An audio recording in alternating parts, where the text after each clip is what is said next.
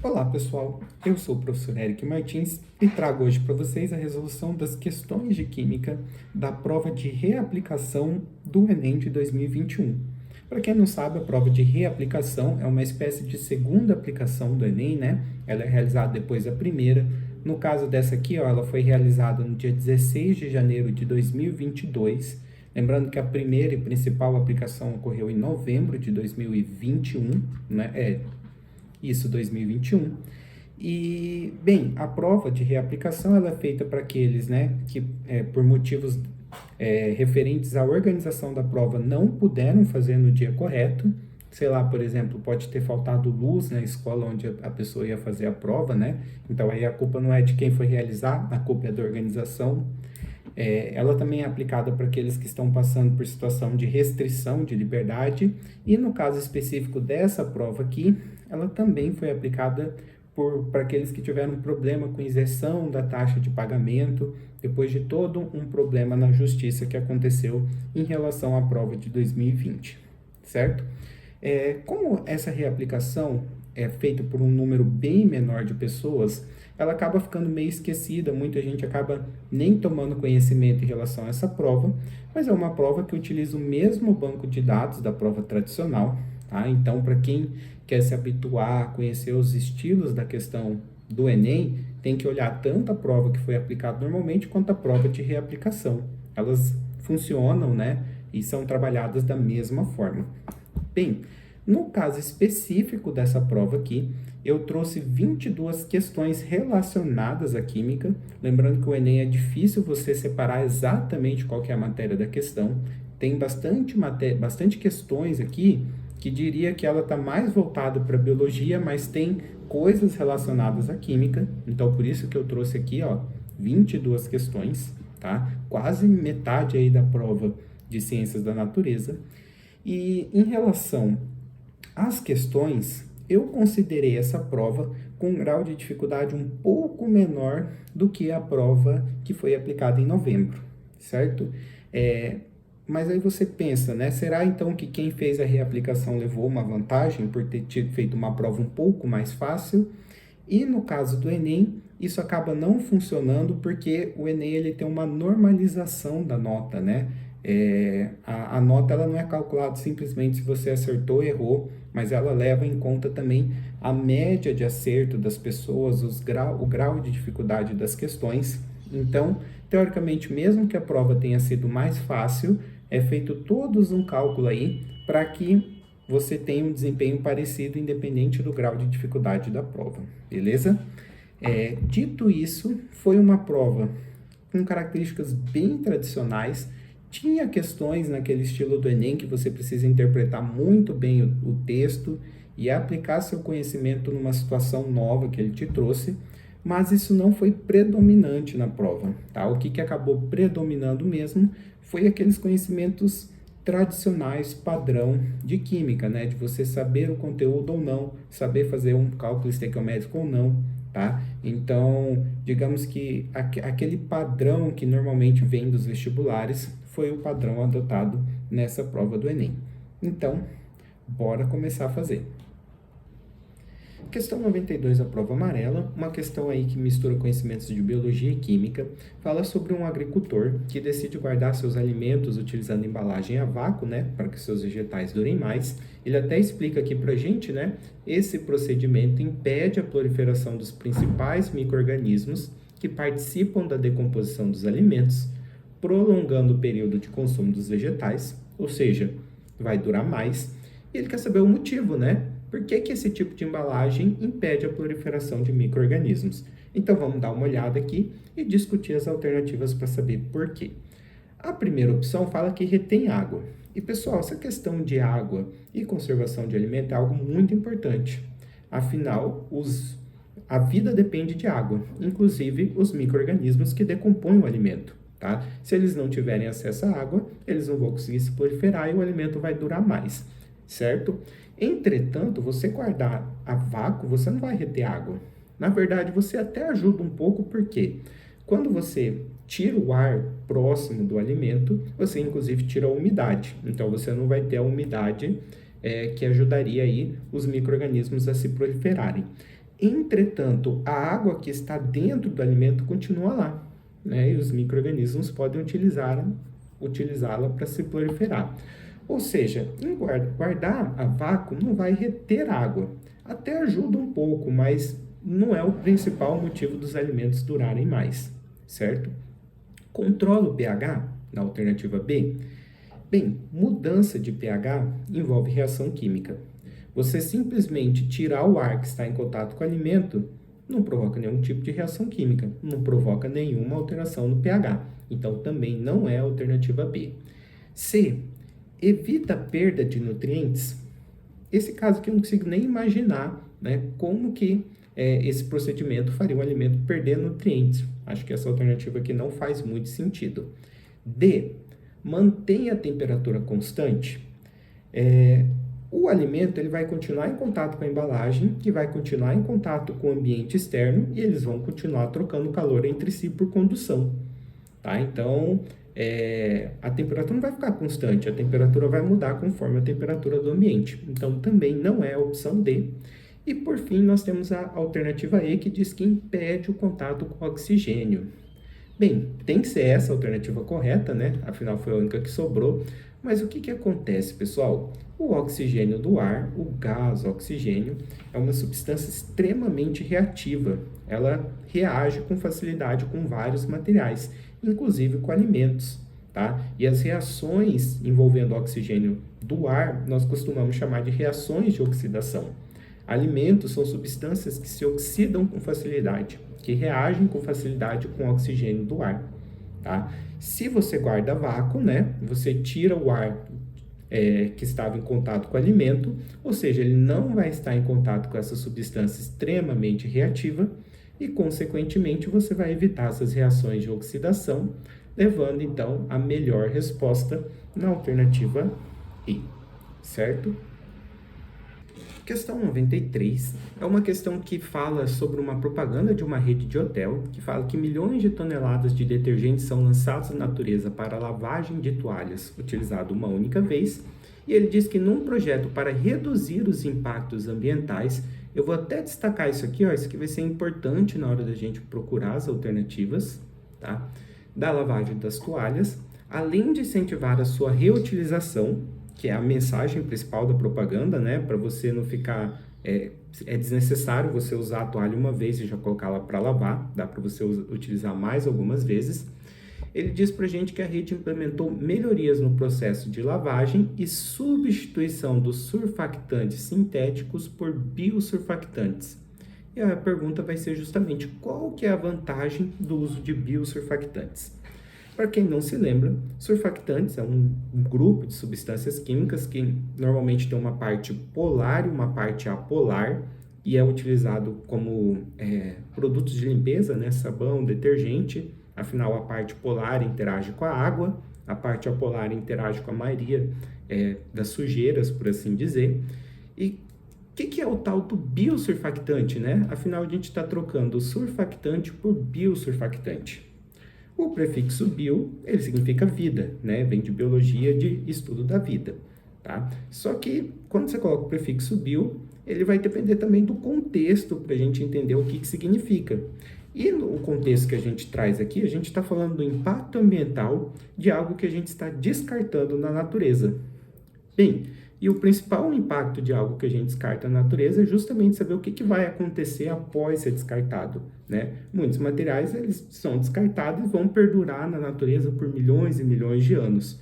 Outros vão se degradar, tá?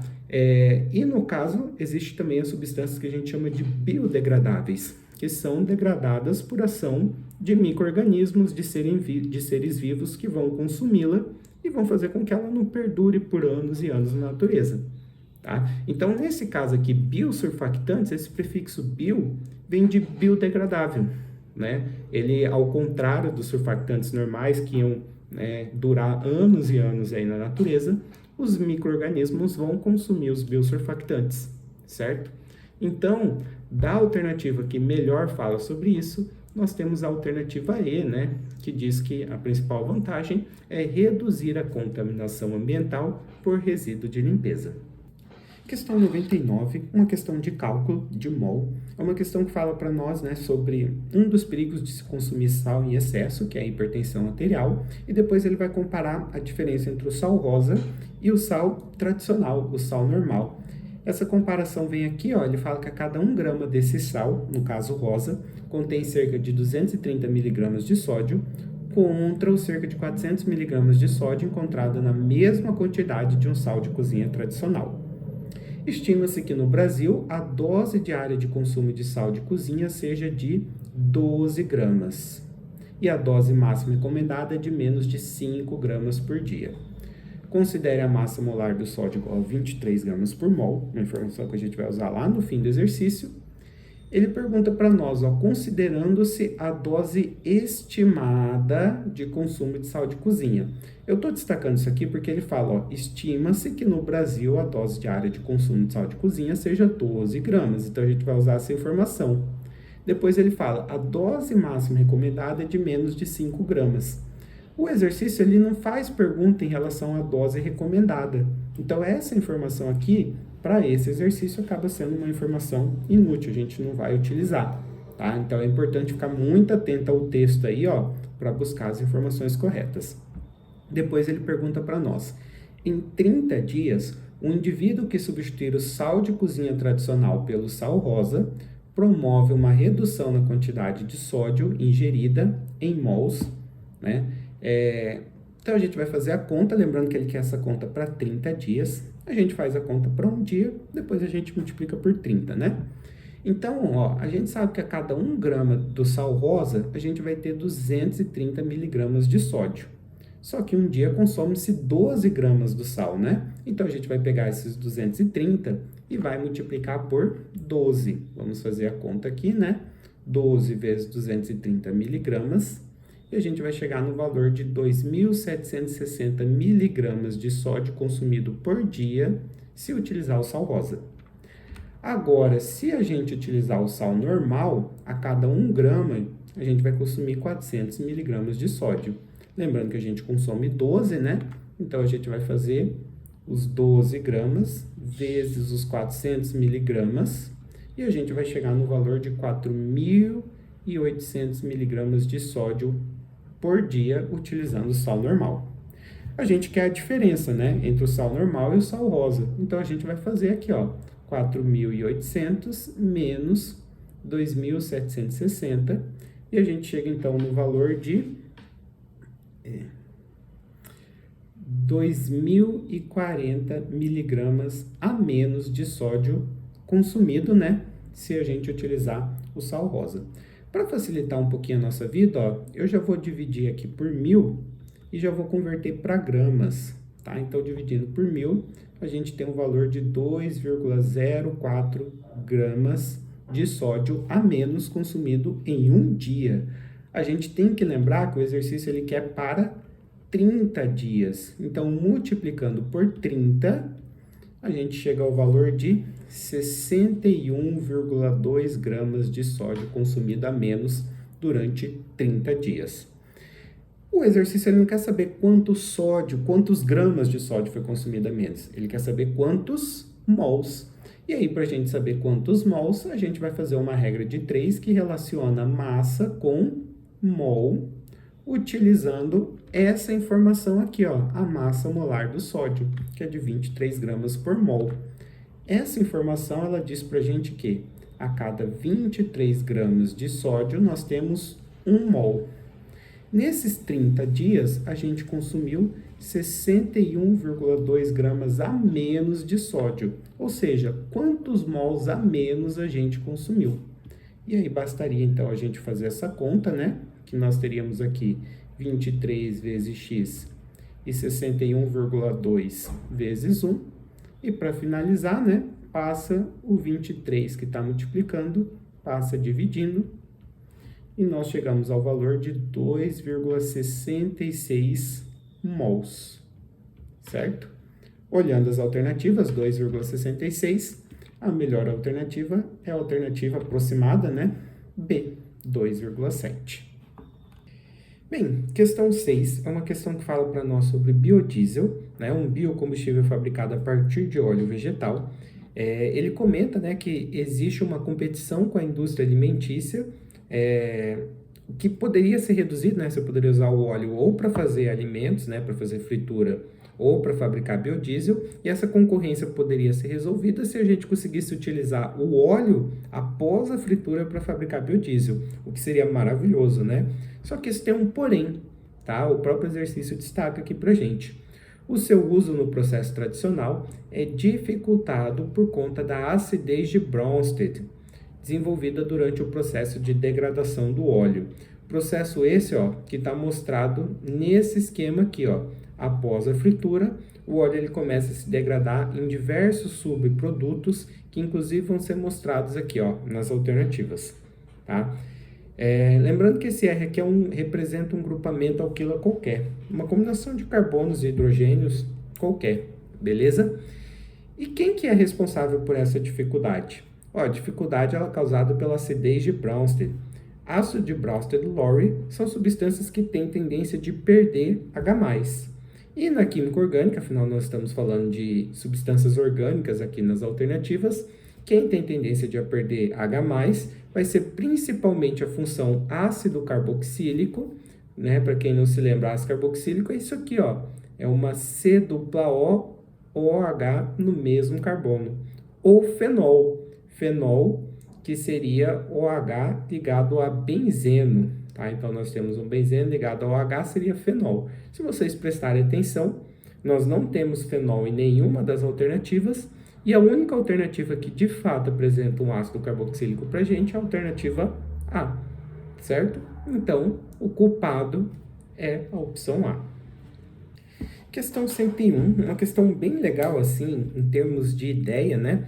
Porque ele traz para a gente um professor que utilizou materiais aí fáceis de se obter no dia a dia, né? Como bolinha de isopor, areia, grão de feijão, para demonstrar os processos de separação de mistura que a gente estuda no ensino médio. E aí tem uma tabela mostrando quais foram os processos, né, para separar cada um desses materiais que ele misturou. A questão ela é bem simples, ela quer saber da gente somente em qual etapa foi necessária adicionar água para dar sequência às separações. Então vamos ver cada etapa aqui, vamos ver onde nós adicionamos água. Na primeira etapa, nós fizemos uma catação, que é uma separação manual, né? Não precisa de água, e aí você tirou o grão de feijão. Na segunda etapa, uma imantação, ou seja, você utilizou um ímã para separar a limalha de ferro. E na terceira etapa foi utilizada uma flotação. O que é a flotação? Você tem a mistura, você joga água nessa mistura, parte dela flutua, parte vai para o fundo e você separa essa parte que flutuou. No caso, ele fez isso aqui para tirar as bolinhas de isopor. Bem, para fazer isso, foi utilizado água, né? Então, nós temos como resposta a etapa 3, a alternativa C. Só para comentar as duas últimas etapas, né? A etapa 4 é a filtração, no caso aqui você separa as substâncias que se misturou com a água daquela que não se misturou, no caso a areia que não se misturou, e por fim você tira a água por evaporação, né? Sobrando somente o cloreto de sódio, tá? Mas a etapa na qual nós colocamos a água foi a etapa 3. Questão 103 é uma questão que ela vai trazer para a gente o solvente conhecido como tetracloreteno ou percloretileno, utilizado aí na lavagem a seco, né, em lavanderias especializadas, e fala que é uma substância, de certa forma, perigosa, porque quando exposta a calor e a outras substâncias presentes no ar, como gás oxigênio e H2O, produz gases poluentes que são mostrados aqui nessa equação, né? Então, HCl, Cl2, CO2 e CO, né, CO e CO2. Os produtos dessa degradação, quando lançado no meio ambiente, contribuem para quê?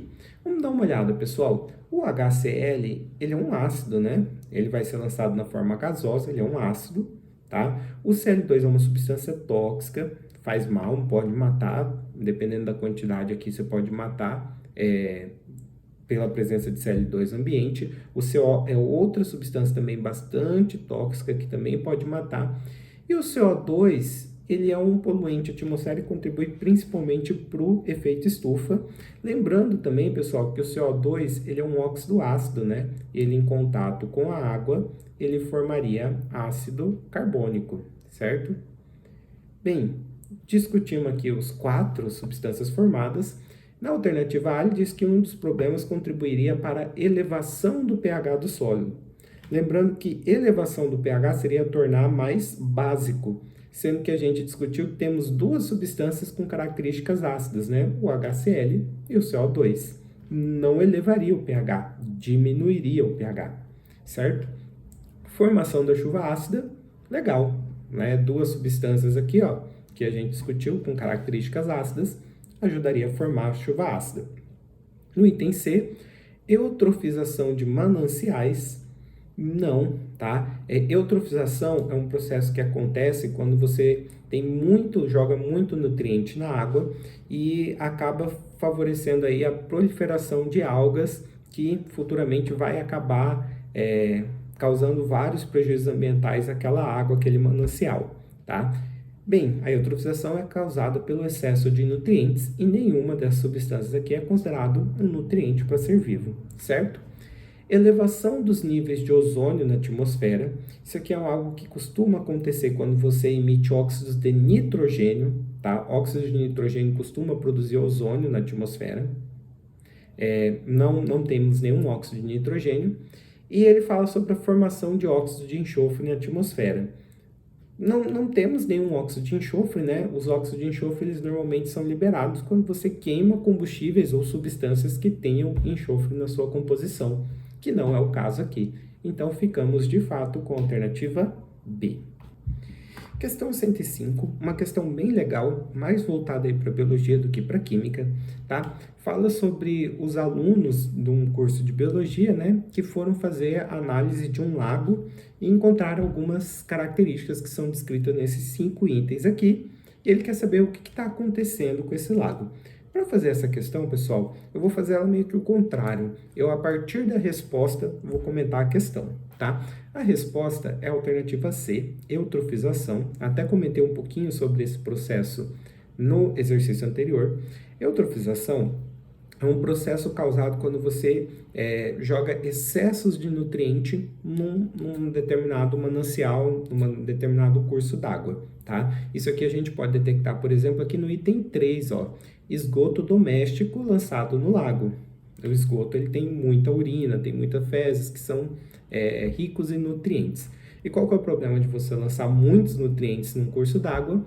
Esses nutrientes, eles vão facilitar a proliferação de algas, né? Elas vão se reproduzir descontroladamente e essas algas, elas vão impedir a chegada de luz, né? Elas vão cobrir, né? É um fenômeno que vocês conseguem notar, por exemplo, quando a água ela começa a ficar verde, formando o que visualmente parece um lodo em cima dela, tá?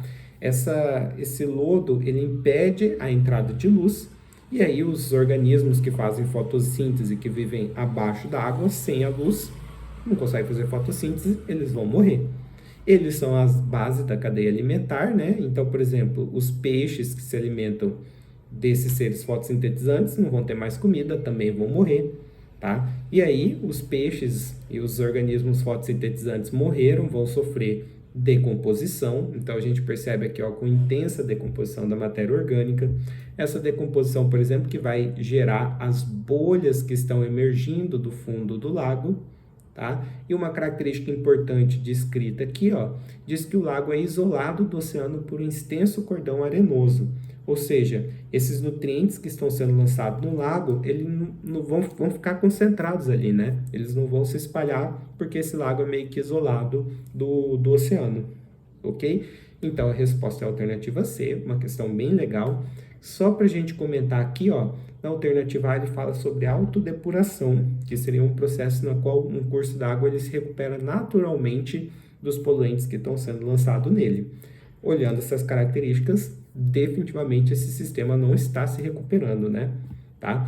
Potabilização, né? Essa água está se tornando potável para o consumo, definitivamente também não tem características de água potável, né? No item dele fala, por exemplo, de oxigenação. Um ambiente que foi eutrofizado vai acontecer justamente o contrário, ele vai passar a ter pouco oxigênio. Afinal, os organismos fotossintetizantes que viviam lá dentro, eles morrem e sem fazer a fotossíntese não produzem mais oxigênio. Então aconteceria o processo contrário, né?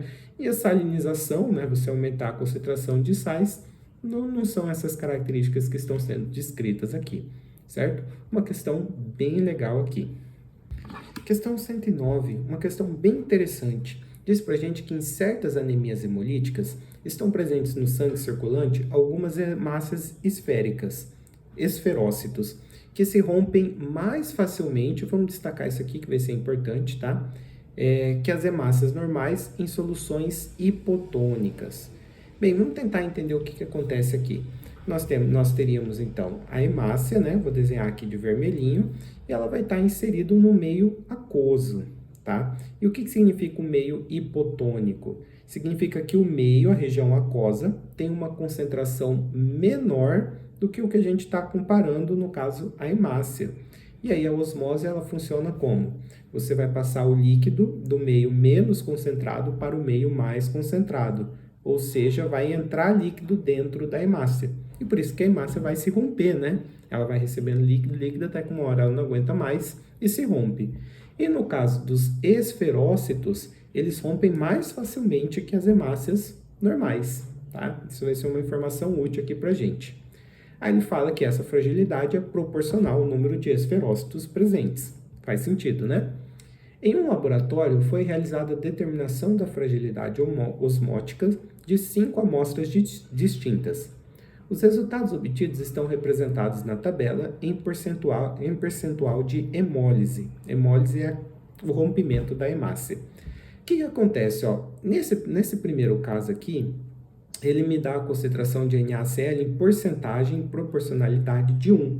Na verdade, ele está me dizendo que nessa situação, a concentração do meio e de dentro da hemácia é igual, então você não vai ter essa troca de líquidos, né? Tanto que ninguém se rompe aqui. Já no segundo caso, ó, ele já começa a diminuir a concentração do meio. Ela passa a ser 85% da concentração de dentro da hemácia, tá? E aí, ó, quando ele diminui a concentração do meio, na amostra 3, você já começa a ter hemólise, você já começa a ter rompimento. É a única amostra que rompe. E lembra que a gente está procurando justamente aquela amostra que se rompe mais facilmente. Então, provavelmente é a amostra 3, ó. E a gente pode confirmar aqui, ó, porque conforme vai diminuindo, a amostra 3 ela sempre vai estar se rompendo em maior quantidade que as outras, né? Inclusive, ela rompe 100% dela, ó, já nos 55%. Né? Então, a amostra que tem mais esferócitos, ou seja, tem mais dessas hemácias frágeis, sem dúvida nenhuma, é a amostra 3. Questão 111, uma questão bem tranquila sobre densidade. Ele explica para nós uma das maneiras mais simples, né, de se determinar a densidade de um material sólido, que seria o quê? Você pegar uma proveta, encher ela com uma certa quantidade de água.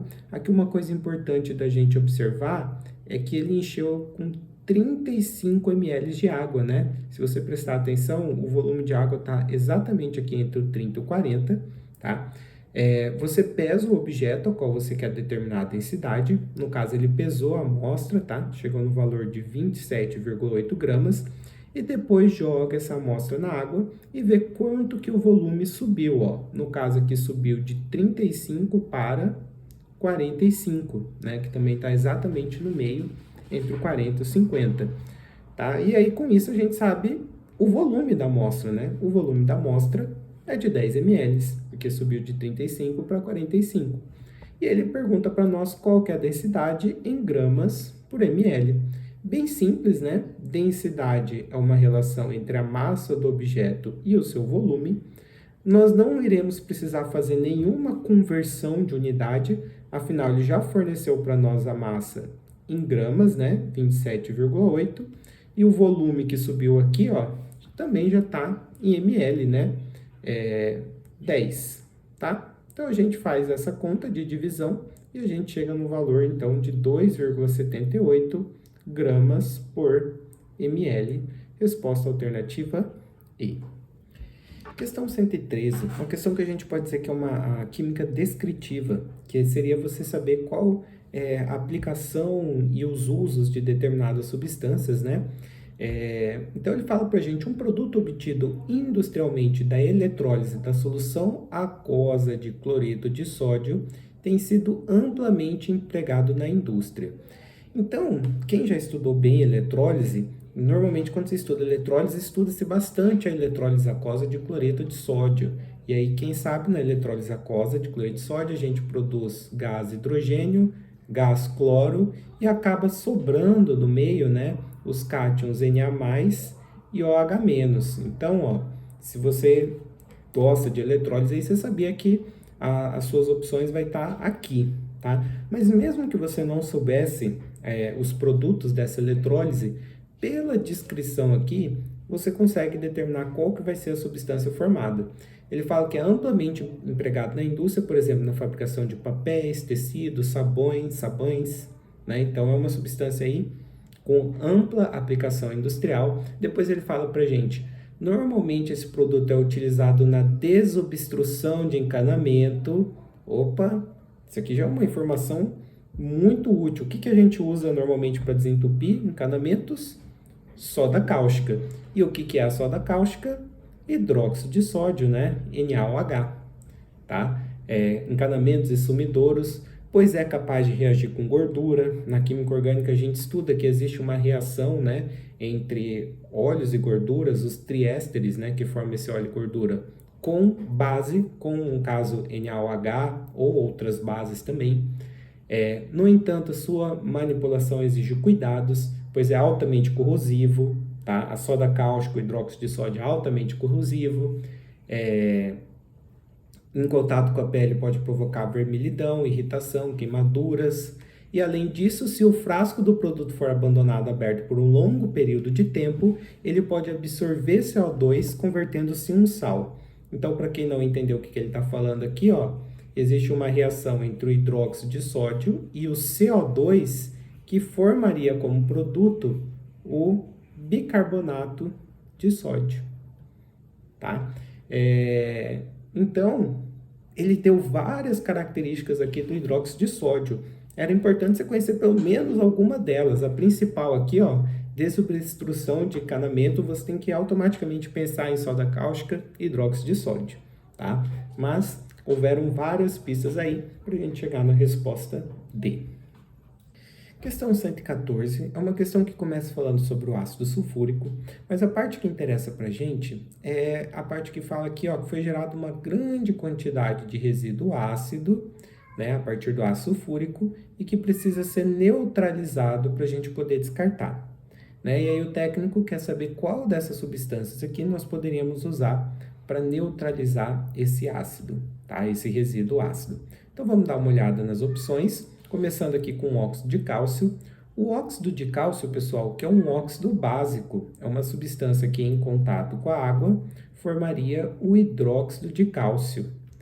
E bem, por ser um óxido básico, deixa eu só apagar aqui que bugou, e por ser um óxido básico, eles reagem com ácido, tá? No caso, ele reagiria com ácido sulfúrico para formar o sulfato de cálcio. Então, é uma boa opção, né? Uma substância que reage aqui com ácido. Beleza? Resposta alternativa A. Vamos dar uma olhada por que não as outras. No item B, nós temos o sulfato de potássio, que é um sal neutro, tá? Ele é neutro porque o potássio vem de uma base forte e o sulfato vem de um ácido forte, tá? No item C, nós temos o hidrogênio sulfato de sódio, que é um sal ácido, né? No caso aqui, você não retirou todos os hidrogênios para formar o sulfato, acabou sobrando um, tá? Ele é um sal ácido, né? Então, ele não seria uma boa opção aqui para a gente neutralizar. No item D, nós temos o álcool. O álcool, que é uma substância que, comparada à água, ela não é nem ácida nem básica, então ela não vai reagir bem com ácido sulfúrico. E na opção E, nós temos uma amida, tá? Para quem não percebeu que amida nós estamos falando, ó, C5H9, nós temos uma estrutura fechada de 5 carbonos, depois uma C dupla O, NH2. Pessoal, amida são substâncias com características básicas, tá? tem um par de elétrons sobrando aqui nesse nitrogênio que pode puxar o H+, sobrando o H-. Só que apesar de ter característica básica, é uma substância levemente básica, ok? Poderia até a gente pensar, cogitar na alternativa E, mas ela não é melhor que a alternativa A, tá? Então a alternativa E não seria uma opção completamente errada, mas sem dúvida nenhuma a melhor alternativa é a A. A questão 118, ela começa falando para a gente sobre a capacidade que os automóveis, né, fabricados atualmente no Brasil têm de diferenciar se o combustível que está presente nele é álcool ou se é gasolina, apesar de ser um contexto que não vai ser muito útil para a gente, tá? Ele diz que quando queimados no interior do motor, esses combustíveis são transformados em produtos gasosos num processo com variação de entalpia menor que zero. É o que a gente normalmente sabe sobre reação de combustão, né? Normalmente temos como produto CO2 e água, e são reações exotérmicas, ΔH menor do que zero, libera energia. Fala que esse processo necessita de energia de ativação, que é aquela faísca, aquela energia necessária para você começar a combustão, para você começar a queima, certo? E ele pergunta para nós qual o gráfico que esboça a variação de energia potencial no progresso da reação. Ele falou sobre energia de ativação, né? E normalmente quando a gente estuda energia de ativação, a gente de cara vê um gráfico com essa cara aqui da alternativa E, tá? Mas só para confirmar aqui o que está acontecendo, ó, aqui nós temos os reagentes, que seriam os combustíveis, tá? Você tem que fornecer uma certa quantidade de energia, que a gente chama de energia de ativação, por isso que a gente sobe o morro aqui, para que depois você forme os produtos, que seriam os gases formados aqui. Observe que isso aqui é de uma reação exotérmica, né? No fim das contas, eu vou ter menos energia do que eu tinha no começo, ou seja, eu vou ter liberado energia. Então, quem já estudou energia de ativação, com certeza já se deparou com um gráfico com essa cara aqui, e aqui não tinha nem muito o que pensar. Padrãozão essa questão, certo?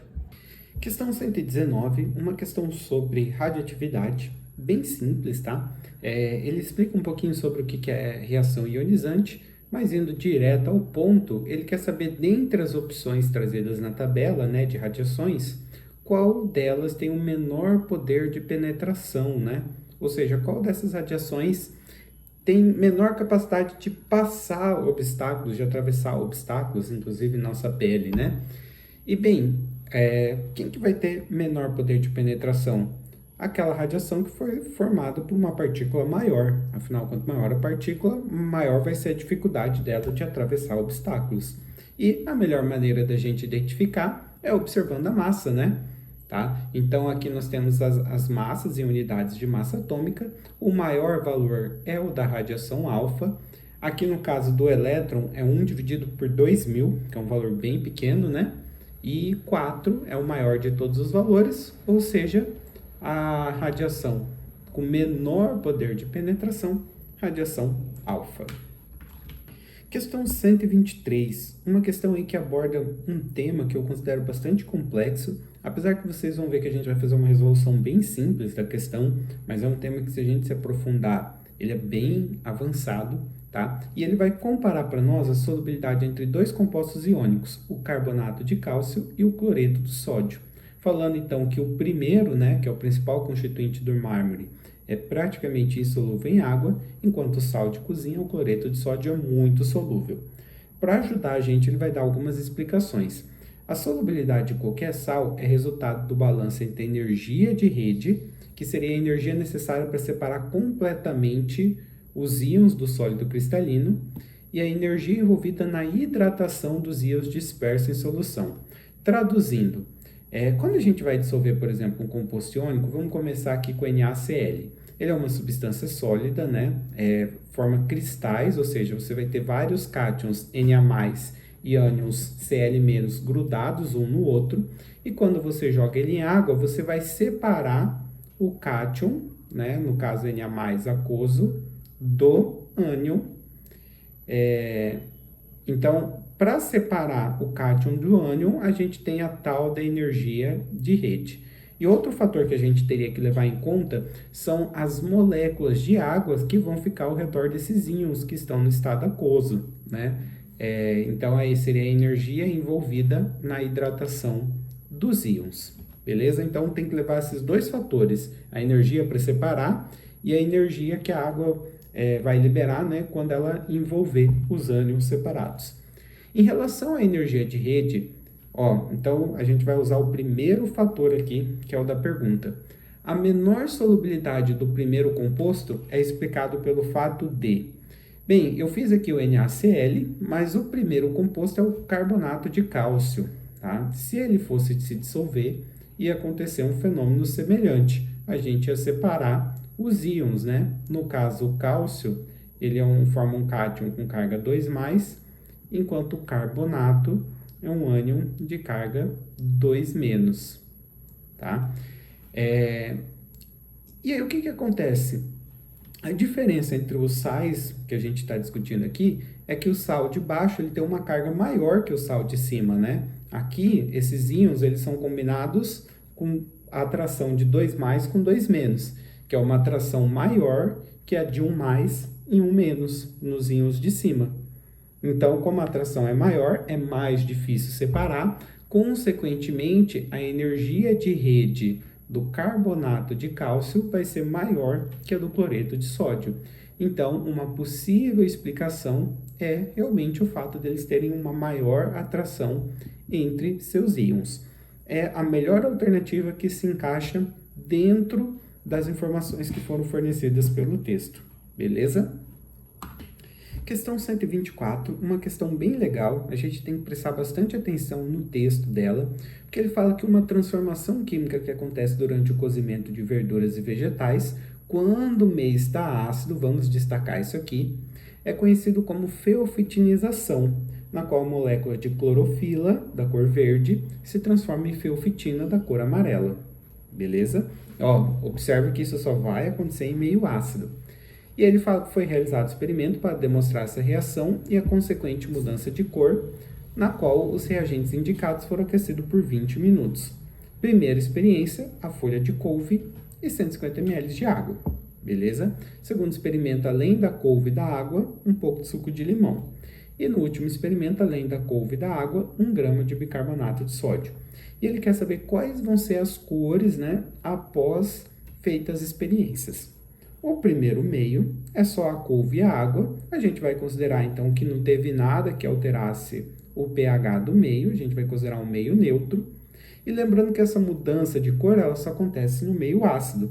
Ou seja, se não vai acontecer mudança de cor, nós continuaremos tendo uma solução verde, certo? Já no segundo caso, nós temos suco de limão. E a gente sabe que suco de limão é uma substância ácida. Então, nesse segundo caso, a couve, né, ela vai passar por um cozimento em meio ácido, e como a gente viu no texto, quando isso acontece, a cor muda de verde para amarelo. E por fim, no último caso, nós temos 1 grama de bicarbonato de sódio. E aqui a gente vai ter que discutir com um pouquinho mais de calma. O bicarbonato de sódio, ele é uma substância aqui, NaHCO3, formado então pelo cátion Na, que vem de uma base forte, e pelo ânion bicarbonato ou hidrogênio carbonato, que vem do ácido carbônico, que é um ácido fraco. E de hidrólise salina, a gente sabe que quando temos um sal formado de um cátion de base forte com um ânion de ácido fraco, nós temos um sal com características básicas, ou seja, esse meio aqui, ele vai ser um meio básico. E como a gente viu, a couve ela só vai mudar de cor no meio ácido. Então, aqui vai continuar verde, né? Então, ficou verde, amarelo, verde, o que leva, então, à alternativa. Questão 125, uma questão que mistura balanceamento com polímeros, uma questão bem interessante, tá? Ele me dá aqui uma transformação de CO2 em água, formando um polímero, um carboidrato, né? Além do gás oxigênio, ou seja, uma fotossíntese. E ele quer saber quais são os valores dos coeficientes x e y da equação balanceada na produção do carboidrato e do oxigênio. Bem, balanceamento, qual o segredo é? A mesma quantidade de átomos que eu tenho antes é igual à quantidade de átomos que eu tenho depois, levando em conta aqui que a gente só vai considerar essa parte aqui da estrutura do polímero. Então, o primeiro passo seria contarmos a quantidade de carbonos, tá? A contar a quantidade de carbonos aqui vai ser relativamente simples, ó. Eu vou marcar de vermelho onde nós temos carbono, lembrando que cada vértice, cada pontinha aqui, ó, é um carbono, tá? Então, ó, uma coisa que a gente tem que tomar muito cuidado é bem aqui onde eu estou marcando agora, ó. São duas curvas, ó, tem um carbono em cima e um embaixo, a mesma coisa aqui, ó. E aí, quantos carbonos nós colocamos aqui? 1, 2, 3, 4, 5, 6, 7, 8, 9, 10, 11, tá? Então, isso indica para mim, ó, que o nosso X vai ter que ser 11. Opa, olha, quase que eu faço cagada aqui, ó. Tava esquecendo desse carbono aqui, bem que eu desconfiei. Então, não são 11, na verdade, são 12 carbonos, certo? E para descobrir o Y, apesar da gente já ter achado a alternativa, né? Vamos confirmar. Para a gente descobrir o Y, o segredo seria contar os hidrogênios, o que é bem mais trabalhoso. Porque esses carbonos que eu desenhei aqui está omitindo os hidrogênios. Então, eu teria que completar. Por exemplo, esse carbono aqui de cima, eu estou vendo ele fazer 3 ligações, precisaria completar com um hidrogênio. A mesma coisa o carbono aqui de baixo, ó, fazendo 3 ligações, completa com um hidrogênio para 4. Esse aqui também completa com 1. Esse carbono aqui também faz 3 ligações, completa com 1. Agora, o carbono de cima aqui, ó, ele só faz 2 ligações, então ele vai ter 2 hidrogênios.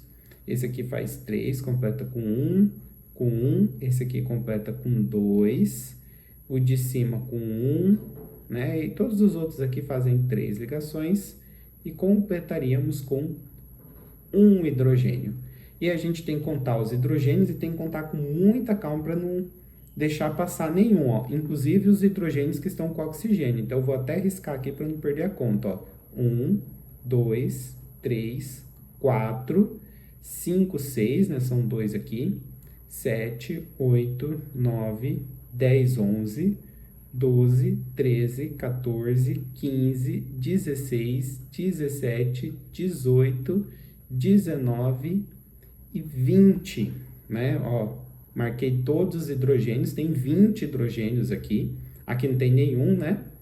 E bem, para que eu tenha 20 hidrogênios aqui, eu vou multiplicar por 10, né? 10 vezes 2, 20, o que confirma para nós que a resposta está na alternativa D. Questão 126. Uma questão aí de cálculo estequiométrico, que a gente tem que ficar bastante atento, tá, ao texto, porque vocês vão observar aqui que o cálculo estequiométrico é baseado numa equação química, mas não é baseado nessa equação química que foi fornecida aqui pela questão. Inclusive, a gente não vai nem mesmo utilizá-la. Mas vamos dar uma olhada aqui por quê. Ele explica para a gente, né, que a presença de enxofre, principalmente na pirita, né, que é um minério aqui envolvendo ferro e enxofre, pode ser perigoso, porque esse minério, em contato com substâncias que estão presentes no ar, como gás, oxigênio e água, começa a formar, além desse sal de ferro aqui, ácido sulfúrico.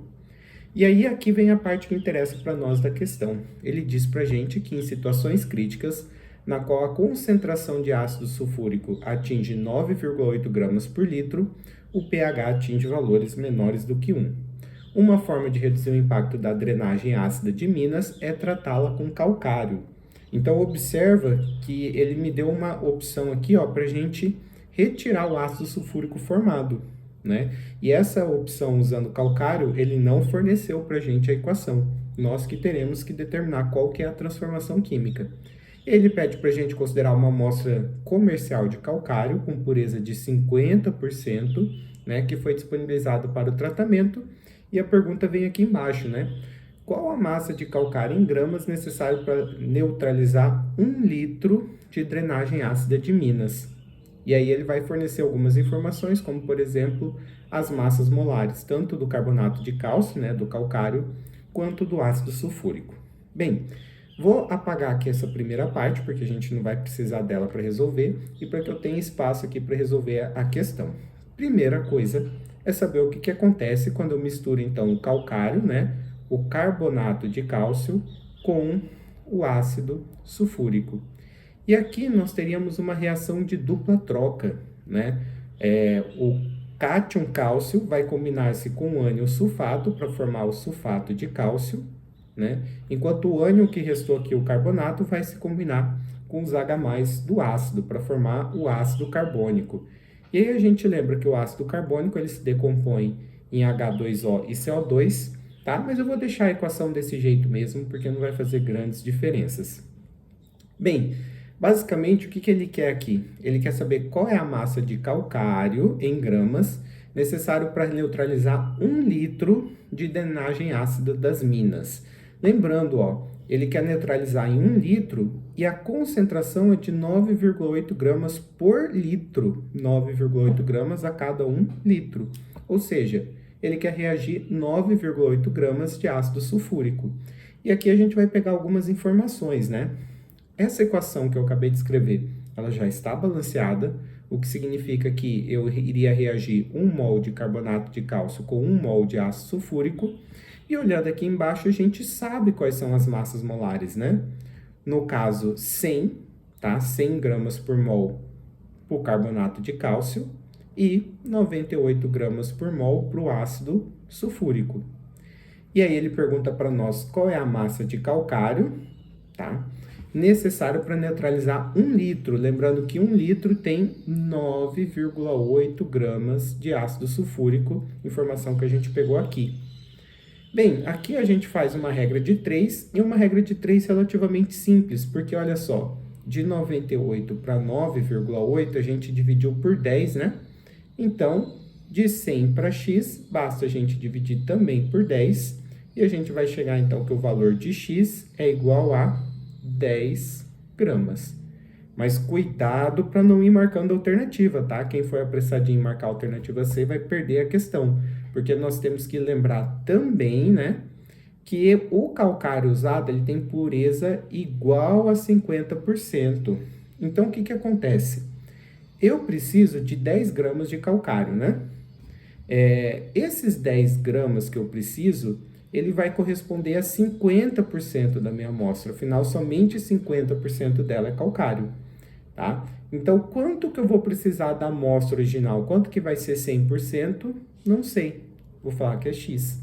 E aqui também dá para resolver pela lógica, né? De 50 para 100, basta multiplicar por 2.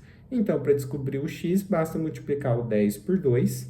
E a gente vai chegar que o valor de X, então, é de 20 gramas. Consequentemente, a resposta vai estar na alternativa D.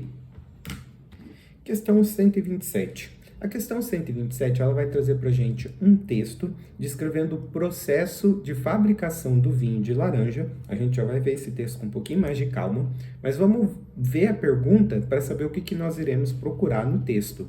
Ele quer saber os processos físicos e químicos que ocorrem na fabricação dessa bebida são respectivamente. Então, ele quer uma transformação física e uma transformação química que ocorre aqui. Bem, ele fala então que para preparar o vinho de laranja, caldo de açúcar é misturado com suco de laranja. Misturar duas substâncias, né? Você não está formando uma substância nova, é um processo físico. E aí ele diz, continua falando para a gente que a mistura é passada em panos para retenção de impurezas. Ou seja, ele descreveu uma filtração, que também é um processo físico, né? Você está só separando as substâncias, você não está formando nenhuma substância nova, beleza? O líquido resultante é armazenado em garrafões que são tampados com rolhas de cortiça. Após 8 dias de repouso, as rolhas são substituídas por cilindros de bambu e, finalmente, após 2 meses em repouso, ocorre novamente a troca dos cilindros de bambu por rolhas de cortiça. Bem, aqui para quem não está acostumado a ver a questão do vinho, talvez fique meio em dúvida, porque ele não deixa muito claro qual que seria o processo químico. Mas o que é importante a gente lembrar? No caso da formação do álcool, né, que é uma substância que vai estar presente no vinho, esse álcool ele é proveniente da fermentação do açúcar.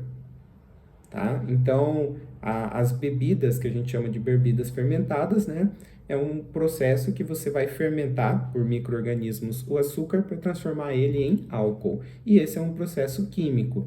Então, olha só, o processo químico é a fermentação, sem dúvida, né? Então, a gente fica aqui entre as alternativas C e E. E os processos físicos, que eu comentei com você quando a gente fazia a leitura do texto, é a mistura das substâncias e a filtração, tá? O processo de separação aqui, ó, para retenção das impurezas. Então, do que está descrito no texto, melhor opção, alternativa C. Questão 128 é mais uma questão que a gente pode considerar aí da parte de química descritiva, né, na qual ele vai te dar um texto para você tentar identificar a substância que ele pergunta, né? E ele fala sobre uma antiga forma de produção de argamassas. Quem já está mais em dia com esses estudos já sabe qual que é o principal componente aí das argamassas, já pode ficar em dúvida entre só algumas alternativas. Mas vamos ver mais algumas pistas que ele dá aqui para a gente descobrir quem é a substância, tá? Ele fala que a decomposição térmica da principal substância desses sítios arqueológicos resulta na formação de dois compostos apenas. Um deles é um óxido sólido e o outro é um óxido gasoso. A reação do primeiro com água, então, ó, vamos colocar aqui, a gente não sabe quem é o primeiro óxido, mas se a gente reagir ele com água, nós formaremos o hidróxido de cálcio aquoso, tá? Então, que substância será que a gente reage com água para formar o hidróxido de cálcio?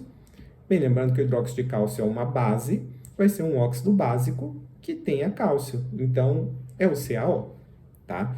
Lembrando que esse CaO, ele é um dos produtos da decomposição térmica da substância que eu quero achar. Não é ainda a minha resposta, tá? E ele fala que enquanto a reação do segundo resulta em H2CO3. Então, nós vamos fazer da mesma maneira, ó. Nós temos um segundo óxido que iremos reagir com água e formaremos o ácido carbônico.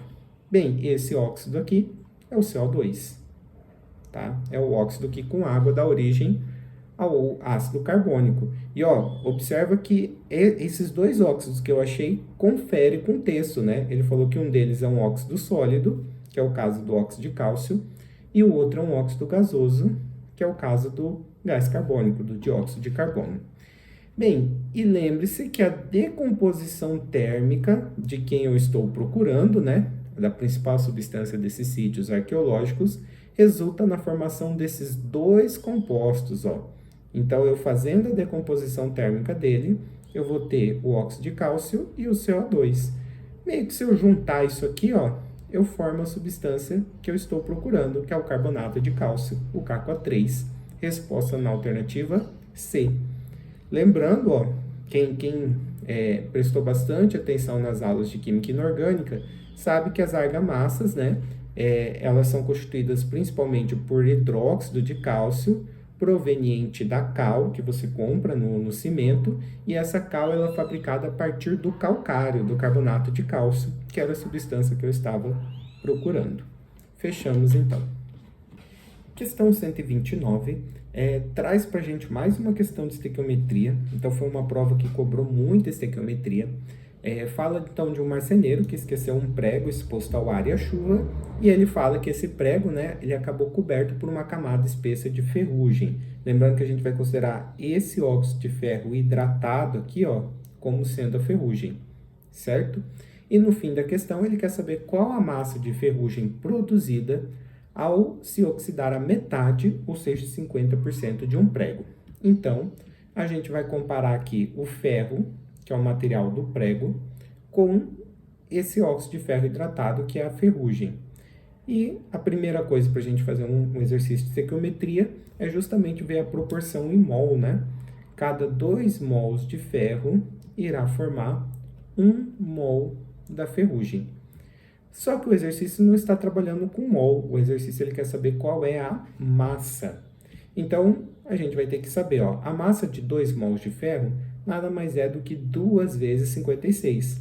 Então, 2 mols de ferro, vou até colocar aqui, ó, para a gente não se perder, né? Desse lado aqui a massa do ferro, dá 112 gramas. Do outro lado, eu vou calcular a massa da ferrugem, que é essa substância aqui, né? O óxido de ferro hidratado. Aqui vai dar um pouquinho mais de trabalho para a gente fazer as contas, né? Eu teria que fazer 2 vezes a massa do ferro, que é 56, mais... Eu tenho 4 átomos de oxigênio, tá? 3 aqui, mais 1 na água. Então, eu vou fazer 4 vezes 16, que é a massa do oxigênio, mais 2 vezes 1, que é a massa do hidrogênio. Afinal, eu tenho 2 hidrogênios. Então, resolvendo aqui, né, essa conta, nós chegaremos a um total de 178 gramas por mol. Bem, 178 gramas é a massa de 1 mol, então a gente vai colocar aqui, ó, no nosso cálculo da regra de 3, né? A gente sabe, então, que 112 gramas de ferro dá origem a 178 gramas da ferrugem, beleza? Uma coisa que ele disse é que cada prego tinha massa de 5,6 gramas, só que a gente vai considerar que se oxidou-se metade, ou seja, 50% do prego. Metade de 5,6 é 2,8. Então, a gente vai considerar que oxidou-se 2,8 gramas de ferro. Quanto vai ser formado de ferrugem? Bastaria, então, nós resolvermos essa conta aqui. Então, uma estratégia que eu adotaria para resolver essa conta de maneira mais rápida é o seguinte. Aqui, do lado do ferro, eu tenho 112. A metade de 112 é 56, tá? Aqui lembra a massa de cada prego. Tá? Só que lembra que a gente não vai usar a massa de cada prego, mas a metade da massa, né? A metade de 56, que seria 28. Então, olha só, se eu dividir o 112 por 4, eu teria 28. Só que o que eu estou, na verdade, reagindo com ferro não é 28, é 2,8. É 10 vezes menos do que aquela conta que a gente tinha dividido por 4. Então, na verdade, para facilitar a nossa vida, bastaria dividir por 40, né? Que é dividir por 4 e depois dividir por 10. Tá? Então, dividindo por 40, eu chegaria na resposta. Lembrando que isso que eu acabei de fazer é só uma estratégia para ganhar tempo. Você pode resolver a conta da maneira tradicional, tá? E dividindo 178 por 40, a gente chega a 4,45 gramas, que é a resposta da alternativa A. Questão 130, uma questão sobre tratamento de água. É uma questão aqui que vai trazer para nós uma figura com todas as etapas do tratamento, que não vai fazer grande diferença, a figura não vai te ajudar muito, você tem que saber o que é feito em cada etapa. Mas a parte que interessa é a parte que diz para a gente que no intuito de minimizar o custo com o tratamento, foi proposta a eliminação da etapa de adição do hipoclorito de sódio. E o resultado foi comparado com a água tratada em todas as etapas. Então, aqui, você vai ter que ter o conhecimento para saber que a adição do hipoclorito de sódio é a etapa conhecida como desinfecção, né? Você adiciona o hipoclorito com o objetivo aí de formar cloro e esse cloro eliminar os micro-organismos que estão presentes na água. E aí ele fala para nós, caso fosse aceita a proposta apresentada, qual seria a mudança principal observada na qualidade da água distribuída nas residências? Bem, presença de gosto, presença de cheiro. Essas alternativas, elas não são de todos ruins, porque sem fazer a desinfecção, você vai continuar tendo os micro-organismos na água, e esses micro-organismos, eles podem ser responsáveis, né, por fazer com que a água tenha gosto ou cheiro. Mas vamos dar uma olhada se tem opção melhor. Elevação da turbidez. Essa aqui não é a melhor das opções, porque a turbidez normalmente é causado por substâncias sólidas que ficaram na água, tá? E as substâncias sólidas, elas vão ser retiradas nas etapas anteriores e não na desinfecção. Redução significativa do pH, tá? A função do hipoclorito não é mexer no pH. Quem tem essa função seria na etapa 6 aqui, a alcalinização, ok? E elevação do teor das bactérias. Essa opção aqui vai ser a melhor, tá? Porque sem a desinfecção, você não elimina as bactérias, então uma água vai ter muito mais bactérias do que aquela outra que foi tratada. Lembrando que ainda daria para se considerar mais ou menos como correta as questões A e B, mas a formação de gosto ou cheiro depende de quais são as bactérias, vai depender de outros fatores, né? Enquanto a alternativa E, ela é uma alternativa garantida que vai acontecer, né? Então, sem dúvida, a melhor das opções apresentadas. Questão 131, uma questão bem interessante que fala sobre o processo aí de polímeros que podem se biodegradar. Aliás, nós comentamos sobre esse processo de biodegradação em questão anterior. E ele fala aqui, traz para a gente uma transformação, né? Você vai pegar os carbonos que estão presentes no polímero e vai conseguir transformar ele em CO2, em metano, em água, em resíduos do carbono, né? Ou carbono biomassa. E ele fala que durante esse processo, a formação de produtos, perceba que está no plural, que podem ser usados para geração de energia. Um desses produtos é encontrado no estado físico de menor agregação da matéria e pode ser diretamente utilizado como combustível. O produto que apresenta essas características é, na verdade, o que acontece aqui? CO2 não pode ser usado como combustível, até porque ele já é o produto da queima de combustível, então não dá para a gente utilizar ele. Gás metano dá, né? Gás metano é um excelente combustível. Água não dá para ser utilizado como combustível, mesmo caso do CO2, ela já é produto da queima do combustível. Resíduo definitivamente não é a melhor opção de combustível, até porque a gente não sabe exatamente qual a composição de um resíduo. E biomassa, sim, biomassa é um excelente combustível, tá? Que você pode queimar aí para produzir energia. Então, na verdade, nós temos duas opções, que seria a CH4 e a biomassa. Só que ele quer saber das opções aquela que está no estado físico de menor agregação da matéria. O CH4 é gasoso, é um gás, e a biomassa é um sólido. Quem que tem menor agregação da matéria? Um sólido ou um gás? A gente pode entender essa agregação da matéria como a proximidade das partículas. O sólido, as partículas elas vão estar mais organizadas e mais próximas uma das outras do que no gás, né? Elas vão estar mais agregadas. Então, o sólido ele tem uma maior agregação. Restando aqui para a gente, né, a menor agregação na alternativa B, que é o meu combustível que está no estado gasoso. Com isso, fechamos então a resolução da prova. Caso você tenha curtido, você tenha gostado dessa resolução, lembre de se inscrever e de dar a curtida aí nesse vídeo e até a próxima.